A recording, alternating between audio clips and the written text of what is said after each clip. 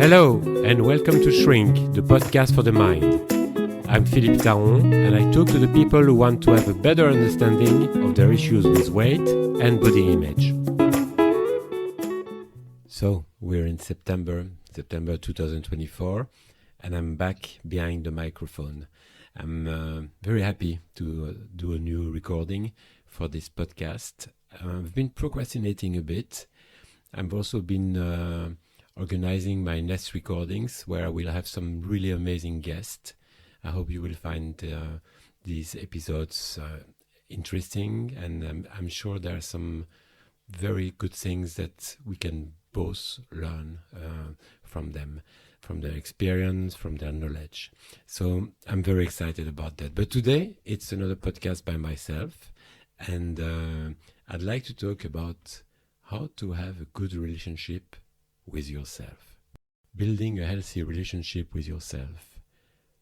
So many of us focus on our relationships with others, with our friends, our partners, our family. But what about the relationship we have with ourselves? That's the foundation of all other connections in our lives. So I think it's something we should really, really cherish. And as you can probably imagine, the relationship you have with yourself impacts everything, from your emotional well-being to your success in work and relationships. So today, we're going to discuss why this relationship matters, how to cultivate self-compassion, and also some practical steps you can take to foster more self-love and care in your daily life. So, why is having a good relationship with yourself so important? In fact, here I'm not talking about loving yourself, which I think is probably too demanding. And I don't think we need to love ourselves, but have a good relationship with ourselves. Why is it so important? Well, when you think about it, the relationship you have with yourself, it's the only relationship that is guaranteed to last for a lifetime. And no matter what happens, you're going to be with you, right?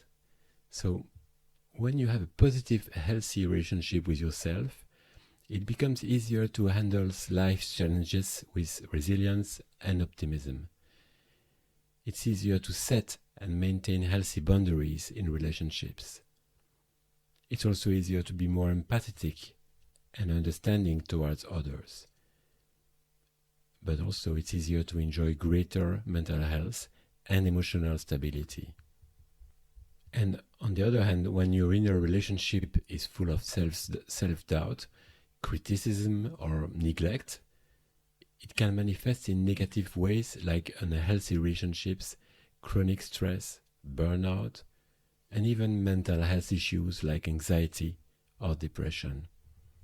So this foundation of self-respect, self-compassion, and self-awareness is crucial for personal growth and overall well-being. So now that it's probably more clear why it's important to have a good relationship with yourself, I'd like to talk a bit more about self-compassion. So many of us are our own harshest critics, and believe me, I can be my own harshest critics. For example, when I record a new podcast episode, I'm thinking, well, something so many people have talked about already. Do I know that much about it? What am I going to bring? Is it going to be interesting? I mean, I can be so critical about it.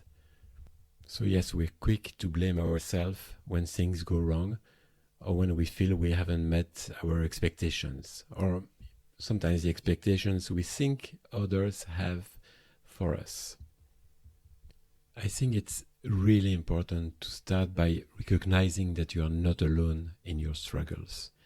Everyone faces difficulties at some point. They don't always talk about it. You cannot always see it when you're with them or when you talk to them over the phone. But everyone faces difficulties. I see it with some of my clients who are very high achievers, doing really well in all kind of businesses, and most of us would have no idea about their struggles. But when you get to know them a bit better, then you you realize, well, they're just like us. They have their own doubts, their own struggles. Mindfulness is also a good tool. It's being aware of your feelings, but without judgment or without over-identifying them. So it's not about getting into details, but thinking, okay, how am I feeling right now?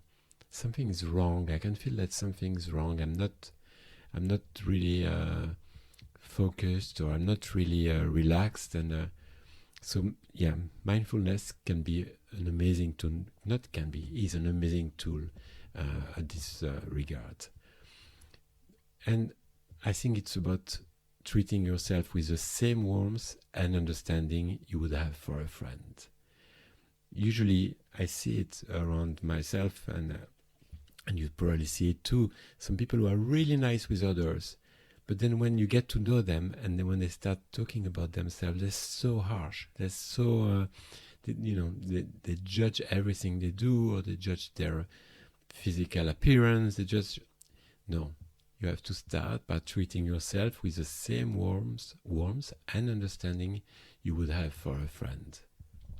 So by practicing self-compassion, recognizing that you're not alone with your struggles, being mindful of your emotions, treating yourself like you would treat a good friend, you stop beating yourself up for every mistake, and instead you create some space for personal growth and healing. And one way to cultivate self-compassion is to practice reframing your self-talk, meaning, how do you talk about yourself? How do you see yourself? How judgmental you are about yourself? When you catch yourself saying something negative, stop and ask, would I say this to a friend? Would I say to a friend that is lazy? Would I say to a friend that is greedy? Would I say to a friend that is not good enough? Often we are much harsher on ourselves than we would ever be with others. So let's get into some practical steps you can start incorporating into your daily life to improve your relationship with yourself. And I'm talking about small actions, but over time, these small actions can make a big difference. Start with setting healthy boundaries, because part of loving yourself means protecting your mental and emotional energy. And this might involve saying no to some commitments that drain you, or creating space for self-care in your schedule. Remember, setting boundaries is not selfish, and it's essential for your well-being. I have this friend who I really love, and he's grumpy. He's a grumpy guy. And one day he started by complaining about his neighbors, about his son, about, I don't remember exactly what he was complaining about, but he was, as usual, he was complaining. And I told him, listen, I give you 5 minutes, and during these 5 minutes you can complain about everything which you're unhappy with in this world. But then after these 5 minutes, I want us to talk about other things. I want us to have a good time. I want us to, but you only have 5 minutes to complain about all the bad things that are happening to you, or all the bad things around you. It didn't like that when I said that, of course. But then he understood, because after this, he didn't even need 5 minutes. He said, okay, I get it. I'm grumpy and it can be annoying. I've been told that before. And I said, yes, you're such a nice friend. And, I really enjoy seeing you. But sometimes after seeing you, I feel drained. I feel like the whole world is dark. And I don't need that. And neither do you, by the way. So somehow, yes, in this case, I've set healthy boundaries with that good friend. And our relationship has improved so much since then. I mean, I really have some pleasure seeing him. It doesn't mean we always talk about positive things that have happened to us, or, sometimes we can share more difficult things, but it cannot be always about difficult or painful stuff, because otherwise it's too tiring for me. It drains me. Another small action, although I call it a small action, but it's not that small, is to practice gratitude for yourself. And by that I mean starting each day by acknowledging something about yourself that you're grateful for. And it can be anything. It can be your sense of humor, your determination, your motivation, your creativity. It can be anything. And it's something you should do every morning. I'm grateful for being a good father. I'm grateful for being a good cook. I'm grateful for being a good gardener. These are just examples, of course, and I don't know what you're grateful for, but you have to remind it to yourself every morning before you start your day. I'm grateful for this. I'm grateful for that. Something you're grateful about yourself, not about others. Cultivating gratitude for who you are and what you bring to the world helps shift your mindset towards positivity.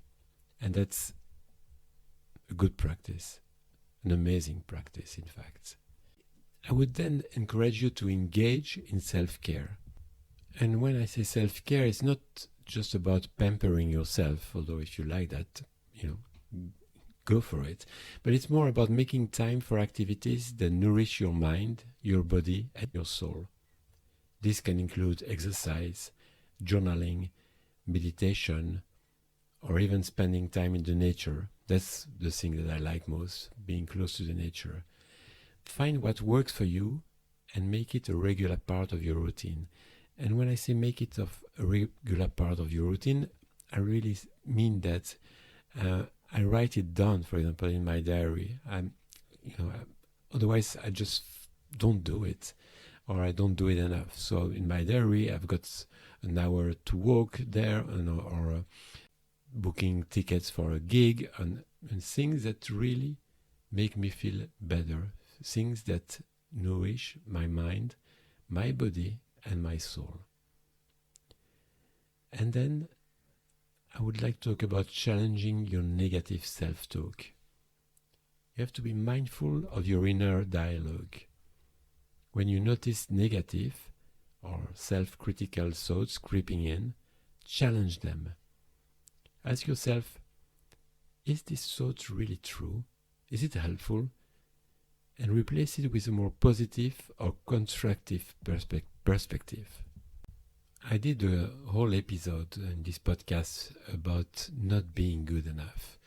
And that's what negative self-talk does. It's like you're never good enough. You're not good enough as a parent. You're not good enough as a work colleague. You're not good enough as a partner in your relationship. You're not good enough. The list is endless. And yes, challenging this negative self-talk and replacing it by something more positive makes a big difference with time. It takes some time. And then the last small action that I'd like to mention to improve the relationship with yourself is to celebrate your achievements. Big or small, it's important to celebrate your successes. Acknowledge your hard work and progress, even if it's just taking a few minutes to reflect on how far you've come. This builds confidence and reinforces your belief in your own abilities. So if I would take myself as an example, I was happy that I've written the script for this podcast. I said, oh, well done, Philippe, you've written the script for this podcast. I didn't think, oh, I've only written the script, but then I still have to do the recording and the editing. And no, I thought, okay, I've written the script, well done for me. It's not a big thing. It's not that challenging, but, well, it is a bit for me, I must say. So I was congratulating myself for having written the script for this podcast. And then when I will be done with the recording and the editing, I will again celebrate that achievement. Because even though for some people it might not be a big thing, it is a big thing for me. And it's even more a big thing because I'm a perfectionist. And I don't recommend being a perfectionist to anyone. It doesn't really help, and perfectionism is a major roadblock to self-love. So embrace imperfection. I even did a podcast episode which I think the title was The Imperfect Podcast. The reality is we are all human and we are all going to make mistakes. That's part of life. That's part of growth. And if you don't do anything, of course you don't make any mistake. But if you start doing something, if you create something, if you start a new job, if you start a new relationship, it's never going to be perfect. By letting go of the need to be perfect, you give yourself permission to learn, to grow, and to evolve. I don't want to make it sound like it's easy to become kinder with yourself. If you haven't been kind with yourself for the previous 20 or 40 or 60 years, it's not going to change that quickly. It's something you have to practice on a daily basis. And it's a journey, really. I really feel like it's a journey. It's a lifelong journey. It takes time, effort, and a lot of self-compassion. But the good news is the more you invest in that relationship, the relationship with yourself, the more you will see improvements in every area of your life. You will be more resilient, more confident, and ultimately happier. So remember, the most important relationship, love relationship, that you can have is the one that you have with yourself. So work on it. Work on it. Practice this daily. There will be ups, there will be downs. Sometimes you won't be into it, but with time it will improve. I repeat myself because I know it's important. With time, your relationship with yourself will improve. And as I said, when you have a good relationship with yourself, then you can have a great relationship with the people around you.